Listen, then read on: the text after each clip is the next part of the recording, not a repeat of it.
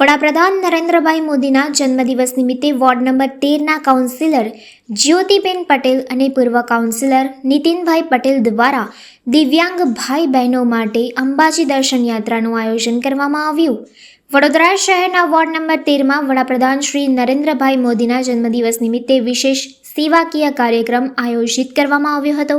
Municipal commissioner Shrimati Jyotiben Patel તથા પૂર્વ councillor Shri Nitinbhai પટેલના માર્ગદર્શન હેઠળ માનવ કલ્યાણ સંઘ અને હરિસેવા ટ્રસ્ટના પ્રજ્ઞાચક્ષુ તેમજ દિવ્યાંગ ભાઈ બહેનો માટે અંબાજી દર્શન યાત્રાનું આયોજન કરવામાં આવ્યું।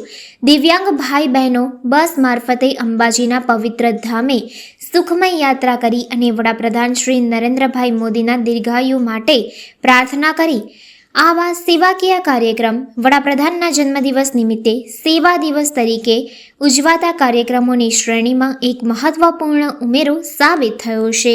ખરેખર બહુ મોટું યોગદાન રહેશે। બધા પોતપોતાની રીતે કરતા જ હોય છે, પણ એ લોકોની પાસે દ્રષ્ટિ નથી, પણ એ લોકો પોતાના મનની દ્રષ્ટિથી એમના દર્શન કરશે માતાજીના, અને એમને જે ખુશી મળશે અને અંતરથી જે એમને આશીર્વાદ આપશે તો એ બહુ સારી વસ્તુ છે। એક આખી મોટી બસ આપણે કરી છે અને એ લોકોની સાથે એમના હેલ્પ જે કરતા હોય એ લોકો પણ સાથે હોય છે।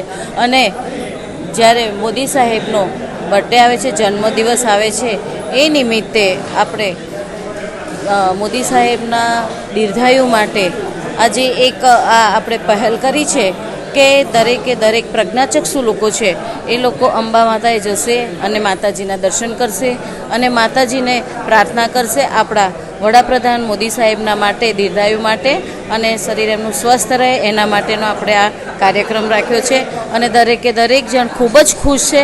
અત્યારે આપણે એમને ભોજન પણ કરાવ્યું છે અને ભોજન કરાવ્યા બાદ તરત જ આપણે બસથી એ લોકોને અંબાજી મોકલવાના છે। ત્યાં પણ આપણે દરેક વ્યવસ્થા કરવામાં આવે છે। શ્રાદ્ધ ચાલી રહ્યા છે એટલે એક તો એવું કહેવાય કે આપણે પિતૃઓ છે, તો પિતૃઓના પણ આપણને ઘણા જ આશીર્વાદ પડે છે। જ્યારે આપણે કંઈ પણ સેવાનું કામ કરતા હોય ત્યારે પિતૃઓના પણ આપણને આશીર્વાદ રહે છે, તથા જગતજનની જગદંબા માતા છે એમના દરેક વડોદરાવાસીઓ પર, મોદી સાહેબ પર ખૂબ આશીર્વાદ રહે એ શ્રદ્ધા સાથે આપણે આજે આ કાર્યક્રમ કર્યો।